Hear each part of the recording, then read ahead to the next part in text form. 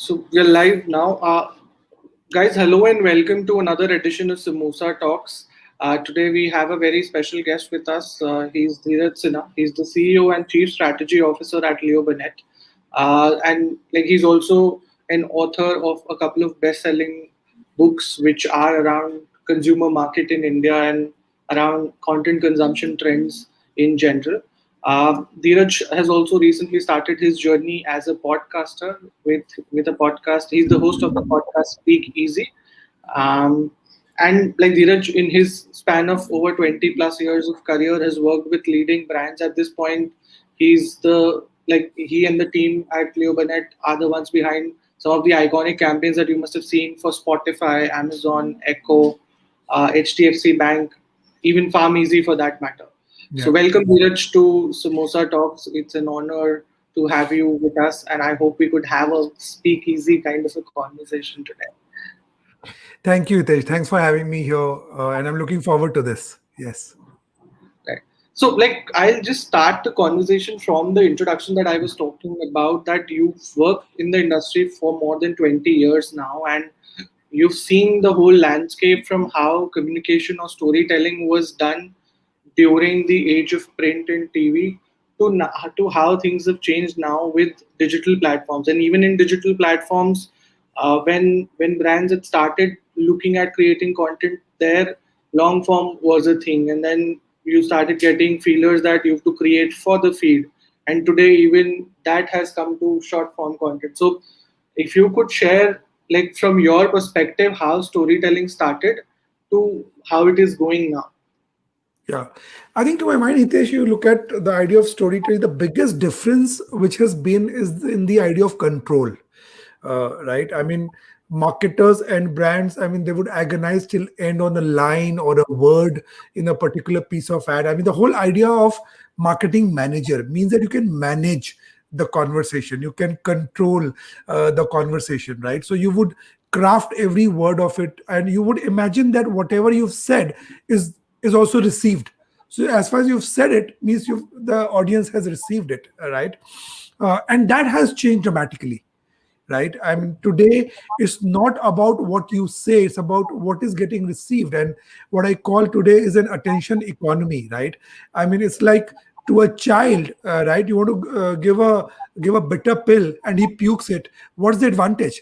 But if you can coat the pill in a chocolate and he or she eats it, you've actually at least got the message in, right? And Right. that's what today is about, right? You have to write your message on something which the audience finds interesting, that they want to have a conversation about, right? So when clients come to us and say, do us a puff today, you cannot do a puff today. Nobody's interested in a puff today, right? Nobody's interested in things which are imagined, which marketers, business people want to shove people's throat down.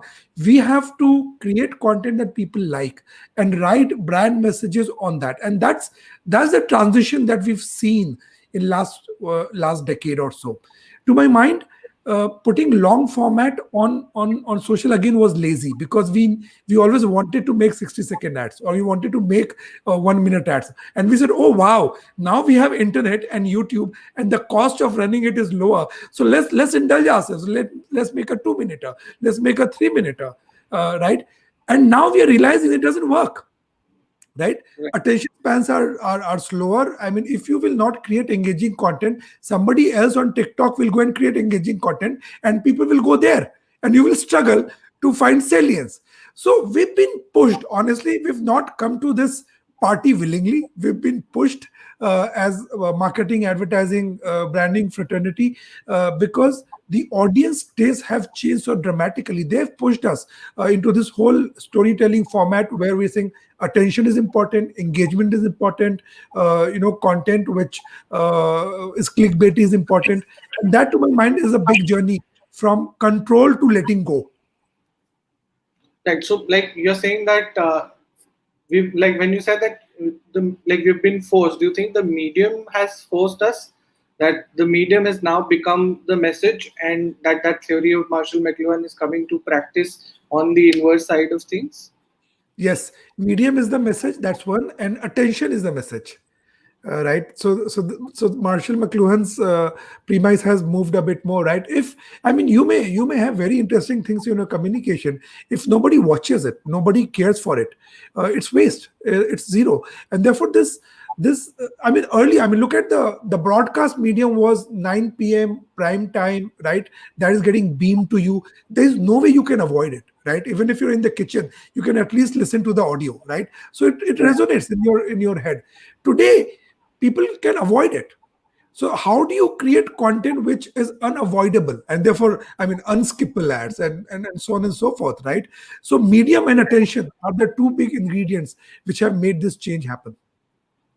Right. And like you were talking about attention span being like lowering down over time. So what are some of the other content consumption trends you've seen that have changed drastically? So like I'm asking of things which you think were very valid, very relevant back in the day when you started, or like 10 years in your career, and now you've spent another decade. What are those things which have become very obsolete or are not nowhere in the picture also? Yeah, I think my theory, Hitesh, is that there's a polarization, right? So at one end, attention is got really fragmented. At the other end, right, if you find something interesting, attention is infinite. So if you look at the idea of binge watching, right, Right. I mean, you like a series and you watch all of it through the night, what happens to the attention fragmentation there, right? So if you're able to get my attention, if you're able to take me through an interesting journey, you have my attention. Just that my attention now is at premium. Earlier I would settle for much lesser, but today, because I'm getting entertained in new ways, there's so much content which is vying for my attention, and therefore I'm prioritizing. I'm giving more time to things that I like more and less times to things that I like less. Right, so that's the big difference. I think the biggest change which has happened is that today it's not that only short videos will work, only medium videos will work, or only long format will work, right? It's a combination which will work. It's not that 30-second film, take it, leave it, which is what the earlier world was. Today, any format will work if it is interesting, if I want to engage with it. And therefore you see rise of, for example, podcasts, right? I mean, a lot of people might say podcasts are boring, but an average time of a podcast is from 20 minutes to 45 minutes, right? But people are okay consuming it because you are consuming a podcast when you're maybe walking or when you are in your gym, and you have that 45 minutes to go deep into a subject that you like, Right. right? So you have a long form, you have short form as well. Depends on which one is capable of getting attention at that point in time.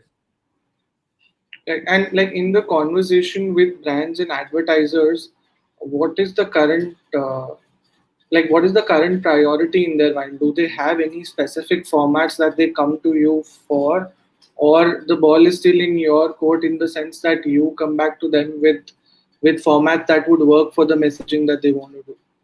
Yeah, I think on television the formats are very clear. Everybody wants a 20 seconder, right? Because also shaped a lot by inventory on say IPL, etc. Right? Because 15-second, 20-second format, quick in and out. I mean, that's the format which works. You can do that on high frequency. It's a very expensive medium, so that's Right. pretty much becoming the rule of the game on television.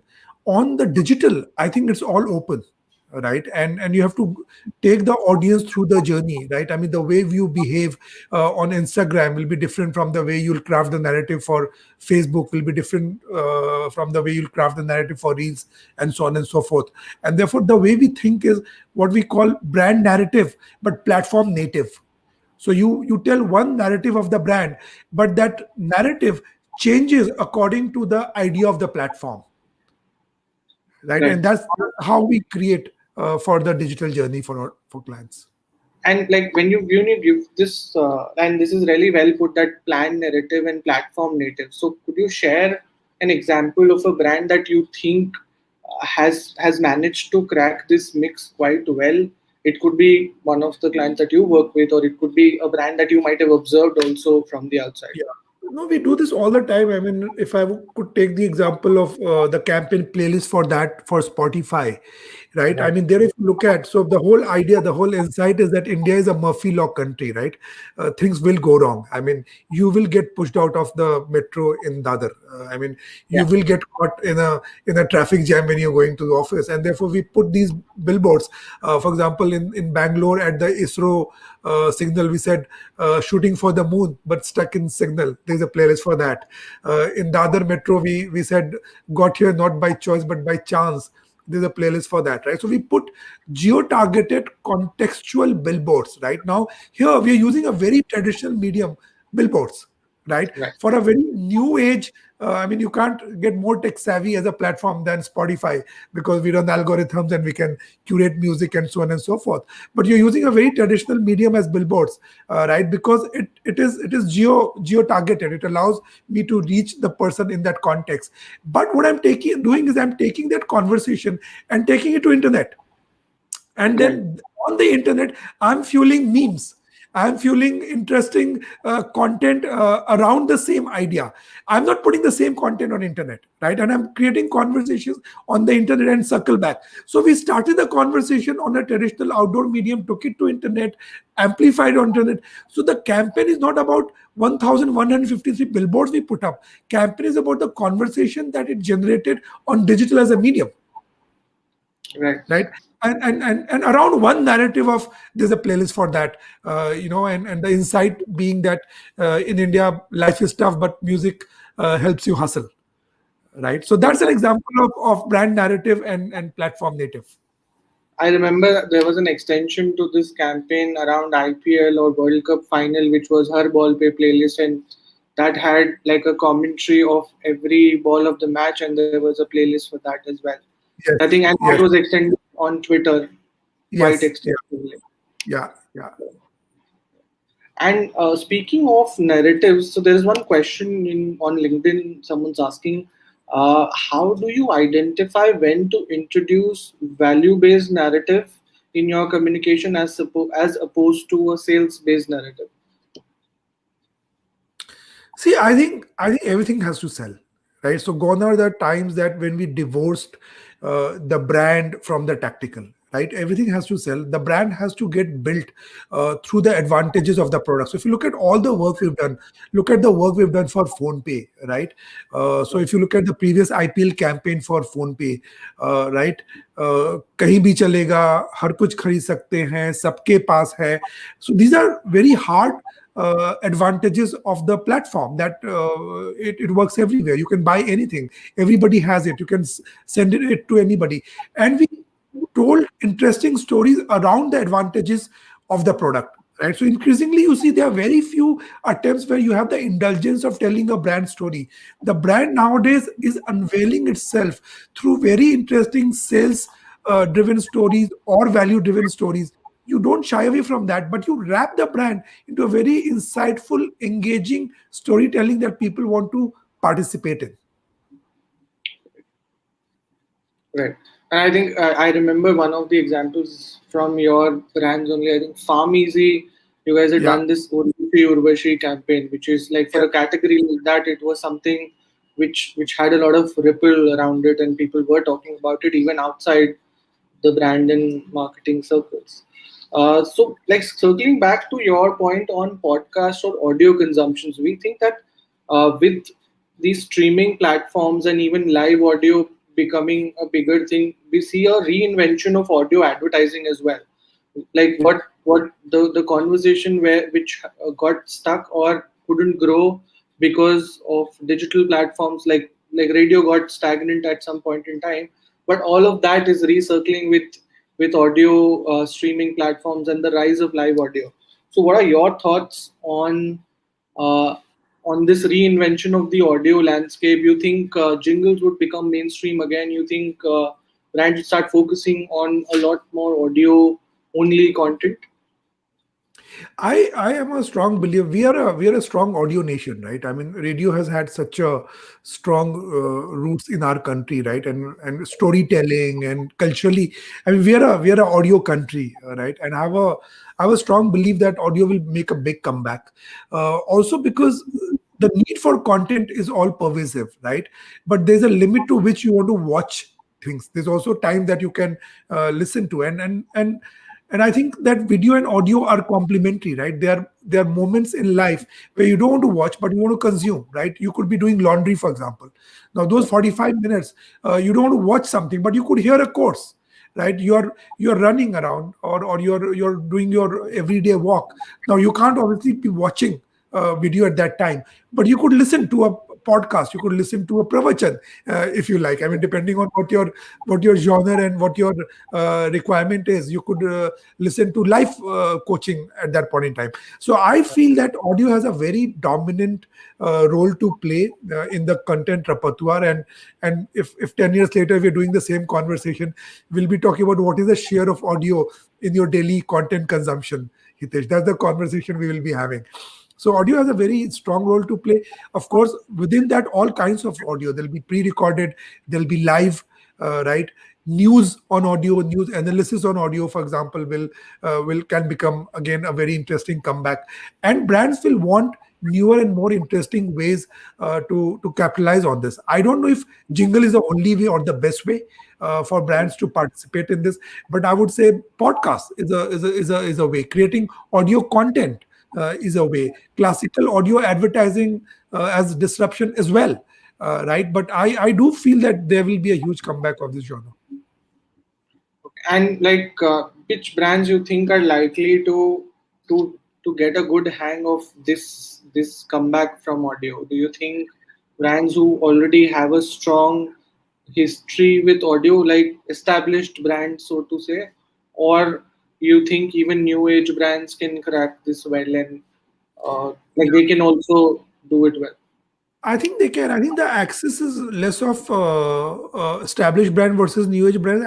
Axis is more which are the categories which are more amenable to it. Currently, for example, we're seeing finance warm up to this a lot, right? So you'll see a lot of New finance podcast. podcasts on share trading and so on and so forth, or how's the market today. It's daily, it's topical, it is deep, and so on and so forth. So that's one category which is already beginning to take off as far as audio led initiatives is concerned. So I would say to begin with more these kind of categories where where you have a need to push out content which is a little bit more long form, less snappy, more editorial. If you're to like, that's where the early wins will happen, and then it'll go all pervasive. I mean, once you have, say, millions of women tuning into a podcast while running, you'll want a women focused brand to come and put advertising there. So it will become an all pervasive medium then. Right. And like, we know that vernacular and regional content has become a very important piece of the whole storytelling puzzle for brands. So again, what are your thoughts on regional content, and at the same time, which brands you think have managed to create great content for vernacular audiences, for audiences across genres, across geographies?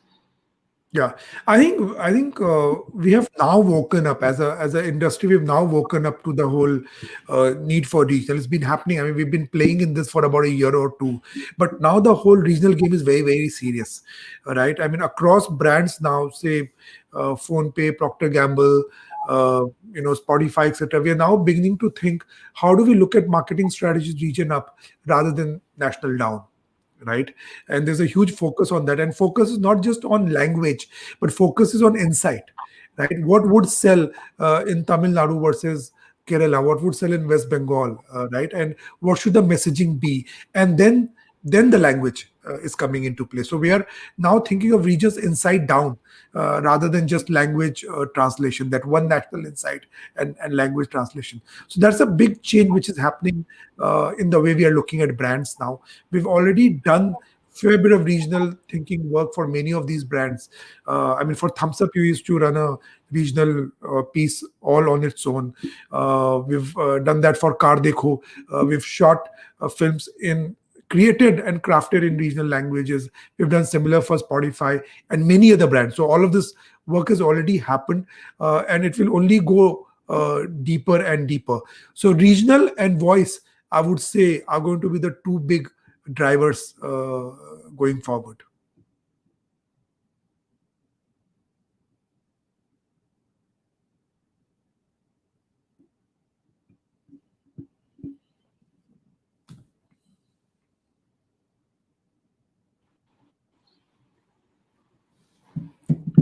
I think there was a bit of a lag. Yeah, I think it's my internet. So, Yeah. but then I think the audiences would be able to hear you here. Yeah. So, I mean, I essentially said that the regional and voice are going to be the big drivers really going forward. Got it. So, and you are also like you recently started your podcast, which we also spoke about in the introduction as well. So, how's your experience been hosting a podcast? How's it been going to like from being someone who's behind the whole scene to creating content with you as the face of it? So, how has that journey been, and what is your initial experience been with podcasting? Yeah. So, the reason to create this podcast, Hitesh, was, last about 5 years in the Indian market, the rules of the game have changed dramatically of building a business, of building a brand, right? Making success happen in this market. And a lot of these rules are very different from what we were taught in MBA schools back when we went there, or they're very different from what the Western marketing or business theories teach us about. And therefore, I said, how about building a playbook of how to build brands in the new age? And I said, how about doing that in conversation with several leaders who are out there in the space doing it and have a perspective on this. So that's where Speakeasy with Dheeraj Sinha came about, right? So we are talking to the top leaders in market, in business, in startup, and trying to build a playbook on how do you make a brand or a business successful in today's times, right? A part of the reason also was that if I have to evangelize newer platforms such as podcasts, I thought I might as well do it myself to learn it in terms of how does it feel to be a content creator. And I have to tell you, it's a lot of hard work, right? It's not that you just come. So so we are curating speakers, we are talking to them, then we're building a whole questionnaire. It's all having a chat before doing it, and then recording it, then doing an intro, outro. So it's a very professionally packaged, produced, a lot of research time going in terms of what is the specialization of a certain speaker and what best can you get out of that person. And at the same time, to make it feel easy, because called speak easy, right? It cannot look like a traditional interview. So the Right. effort has to be so much that the effort gets hidden. So it's a lot of hard work. I must say, I have a lot of respect for content creators now. But these have been some amazing conversations and very, very insightful conversations. My sense is that if somebody listens to 10 of these interviews in one shot, they will have the playbook of what to do in marketing and brand building in today's time in one shot. Right, it's like a mini crash course of sorts for you, and that is something you could do while doing your regular thing. So, Yes. so if I have to ask, and this is something which we do on every session nowadays, that we ask for a framework around a certain subject. So if you have to give us a framework for someone into storytelling, or like now that you're experiencing it firsthand with podcasting, so is there a framework someone should keep in mind while looking at planning the content that they have to create for audio? Like you could take audio as an example, or like in general, if you could give a framework for brands. Yeah, I think the framework is first and foremost. Obviously, I mean, we're looking at what's the narrative you're trying to build, whether it is for brand or your content piece, right? You have to choose a narrative, because if you keep it loose, then you leave nothing for anybody, right? So the first and foremost is choosing your narrative. What's the I mean, with my podcast, the narrative I want to tell is how do you build brands in the new age. So you have to be very clear about that, right? I mean, Right. with a brand such as PhonePe, we are saying that money should not come in the way of progress, or money greases progress. So what's the narrative of the brand? What's the narrative of that content? That's very, very important to fix. Number one. Second, as soon as you fix the narrative, second is, why would anybody be interested in it? Right. So when you're framing that brand conversation, you're making an ad, or you're recording your podcast, why would anybody come? Right. What is in it for them to listen? Is it the speaker? Is it that headline thought? Is it that one controversial clickbait thing that you've gotten out of that interview? So why would, so attention? So first is narrative, second Yeah. is attention, right? Third is third is, I mean, my thing is, and I keep asking this to everybody, is that if I'm taking 30 seconds of your time, or if I'm taking 1 hour of your time, right, I have to make it worth the while, Right. right? So the payback, right? Even if it is a 30-second ad, or if it is a 1 hour podcast, or even if you've written a marketing case, right? So you have to add back to the reader, you have to add back to the audience, you have to add back, so payback, right?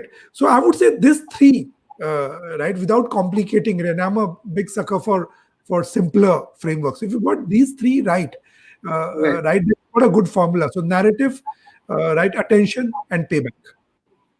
Interesting. I think that is something which people would love to start implementing from now on, like people who are listening to this session.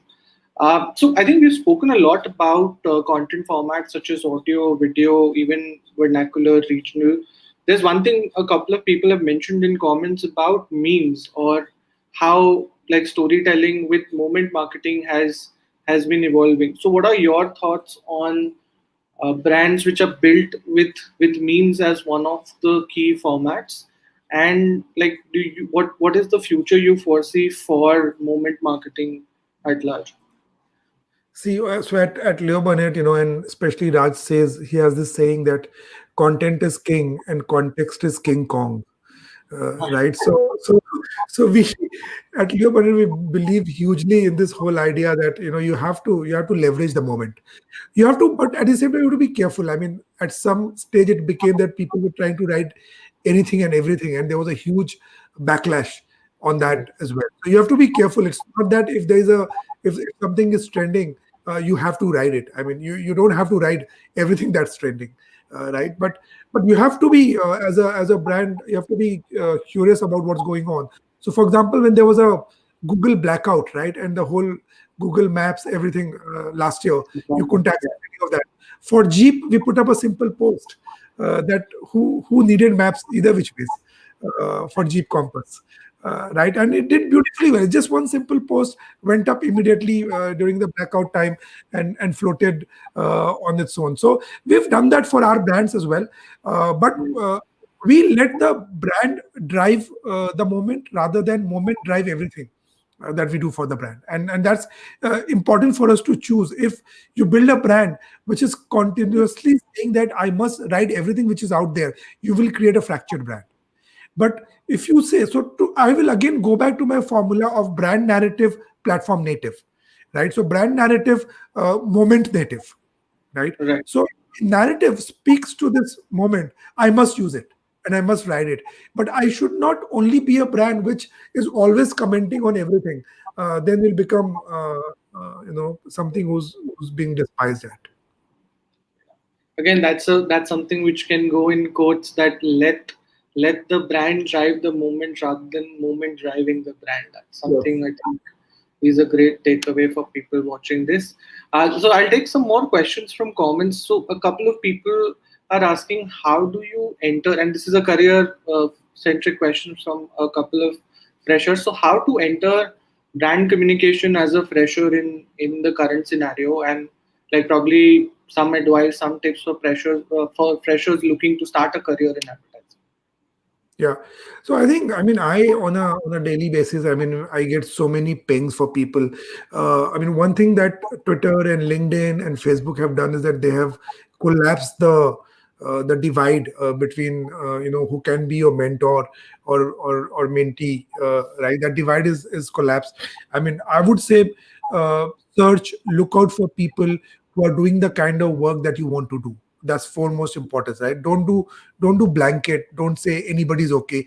Because if somebody comes to me and is aware of the work I am doing, is aware of the aware of my area of passion, what I want to do, then it's much more easier to have mentees on board, right? And I'm sure it's like this for everybody else out there, right? As an industry, I think we all want young people. We'd love to have young people at Leo Burnett. We're always hiring younger talent. We have a bias, in fact, towards young people. Uh, I would say, I would say, go look out for those people, follow them, reach out to them, take their time, but make it worth their time. Sometimes we also get people who haven't done any research on what Leo Burnett has done or what our work is about. Now that becomes a tough case, right? So you have to be interested, you have to be inclined, you have to show your passion. There has to be, that fire in you. And then I think the industry is open. I mean, reach out to your mentors. Don't feel shy away from that, and make that appointment. Find that time, and that will get you the inroad. Right. And another associated question with this is that is there a specific course you think people should be taking, or probably colleges which they should go to in case they want a good head start in this career? I know you are a MICA alumnus. Yeah. Like, I'm sure you would have some more suggestions also for people. Yeah. So we hire from a lot of the advertising courses. So we hire from MICA every year, both as management trainees and summer trainees. We hire from XIC. We hire from Miami Ed Schools program as well. So these are some of the courses where we hire from in India. We also hire from Symbiosis, right? So yeah, some bit of, I would say, some bit of a business school grooming training does help and does give you a head start if you can do that. And this is something which could be for students also, or even advertising and marketing professionals. What are some of the podcasts one should follow on, and what are some of the books that they should read? I mean, that is something you could also share, like your favorite books, your favorite podcasts Yeah, in yeah. the advertising and marketing domain. Yeah. So I typically follow and read very eclectic kind of authors. So I would say anybody interested in this area should follow, read some of the behavior economics guys like Rory Sutherland, right? There's Matthew Wilcox. There is Matthew Stutton. So some of the behavioral economics books, Choice Factory, for example, is a book. So I would follow some of that. Dave Trott, love his writing. Does a commendable job there. Byron Sharp, how brands grow. All that he talks about is very, very interesting. Then Malcolm Gladwell, Simon Sinek, right? So these are some of the people and their work. It's not directly advertising teaching, but very, very Right. relevant to the kind of work we do, which is behavior change, narrative building, and so on. Right. And in terms of podcasts, is there any podcast that you like? Similar, I I mean, mean, I love listening to Adam Grant, for example, is top of my charts right now. I listen to a lot of Rory Sutherland and his podcasts. Those are my top two right now. right. Right. So I think we'll wrap up the chat. Just one last bit, if you could share, like in general, content creation trends for people to look at in the coming times, and like again, from even a storytelling standpoint, or even looking at how the platforms are going. Like short video is something which is growing at this point in time, or live audio is something that is growing. So some trends that brands and even advertising professionals should be on top of, according to you. Yeah, I would say being contextual, number one, right? Being relevant, contextual to what's going on at this point in time in the society, in the context, is number one, very, very important. Whether you're creating short format, long format, medium format, number one. Number two, as I said, I mean, tune this for the attention economy, right? How pungent can you make? How provocative can you make? Are you raising a new question? Are you giving something to people to think about, right? Very, very important, right? Right. So that's the second big question some of the modes of the society, even if it is in a funny way. So it can be very, very funny, but it has to have a tinge of a questioning of what's going on. I mean, the best of the creative work from a timeless perspective have had a commentary on the society and the culture at that point in time. So tune to that as an attention. I would say let the content decide the format, right? So the content might be a 30-second content, fine. Don't try to fill a 2 minute. Then a content might deserve a 30 minute, and that's fine as well, right? As I said, that people are at both the spectrums. Yes, there is a reduction of attention, but there's a lot of attention for what you like, right? So people are actually prioritizing their attention to what is interesting for them. If you keep that in mind topmost, as a creator, I think you're home. Got it. Thank you, Dheeraj. Thanks a lot for sparing our time. It was lovely having this chat with you. And I'm sure people, like those who are watching, do go subscribe to Speakeasy. This is like a crash course for you in business marketing and advertising. All the best, Dheeraj, for your journey as a Thank you content so much. creator. And we look forward to engage with you in the Yeah, future. it was great having you. Yeah. Thank you. Thank you.